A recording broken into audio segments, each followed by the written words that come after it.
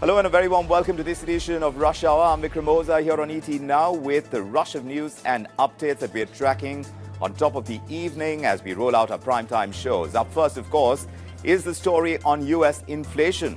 Now, inflation in America has eased to its lowest level in nearly 2 years, but their core prices continue to keep pressure on the Federal Reserve. The CPI for March has risen by 5% year on year, which means it's dropped from 6% in February. But core CPI, the core consumer price index, has risen by 5.6% year on year, following a 0.4% monthly jump. Let's get perspective on this. Joining us is market analyst with Equity Group, Nadia Al-Bilasi, is joining us from Dubai.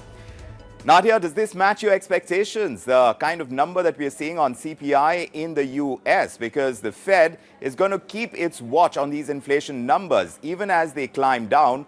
Core inflation is something that they consider very closely in determining their monetary policy, and that has climbed a bit month on month. Do you think this matches what the Fed is expecting, though it remains far away from their target of 2%? Hi, Vikram. I think markets are quite startled that the level of inflation actually went down more than expected. We all expected that it's going to be in line with the expectations of 5.2%, but for it to drop to a significant amount in just 1 month by 5%, it means that the 0.25 basis point rate hike that the Fed did last time that actually worked, so that it gives them more motivation, or at least something like to work with that inflation is actually going down even with the slower rate of policy hikes that they're making, giving room and space for U.S. indices and U.S. stock markets to have a breather a little bit, as like the interest rate hikes won't be as bad as or as aggressive as last year, as we witnessed lows in the stock markets as last time. Yeah, so I think that the drop actually gave markets a bit of a starting point to price in the next Fed move. So, Nadia, looking at these moving pieces right now, for the Fed, there are important considerations. There is the banking crisis, and for that reason, we saw a bit of a holdback on interest rate hikes. On the other hand, you have rising crude oil prices. So what's going to determine the next course of action as far as the Fed's monetary policy is concerned? There's definitely a lot happening in the market right now. We saw OPEC Plus voluntarily cut production to 1.6 barrels. This comes in after the 2 million barrels that the production cut that they decided on October.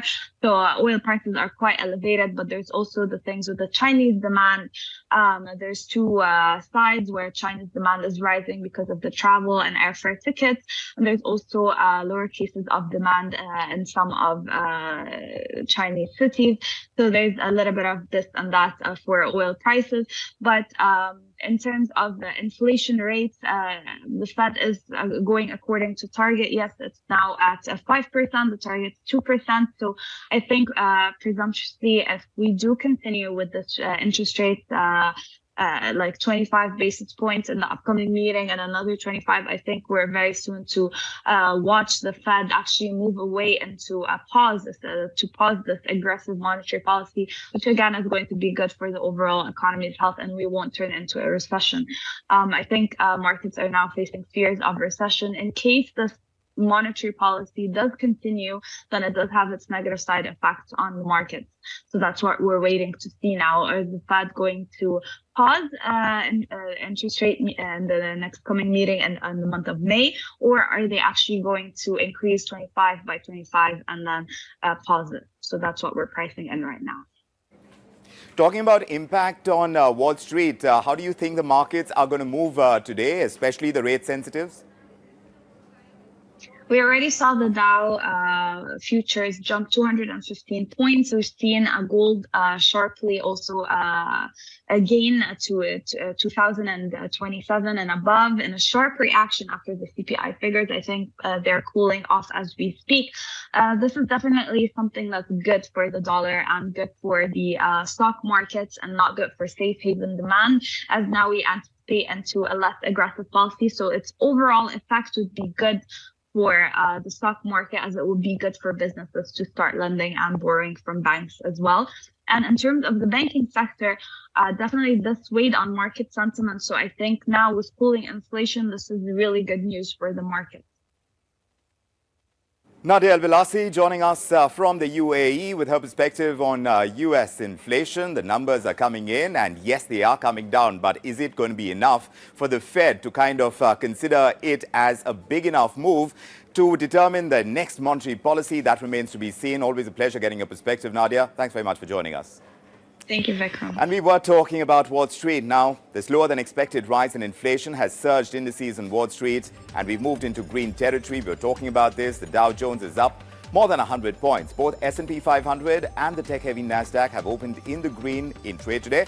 And the factor that investors are looking out for is going to be the minutes of the Fed's meeting, and those are going to come out tonight.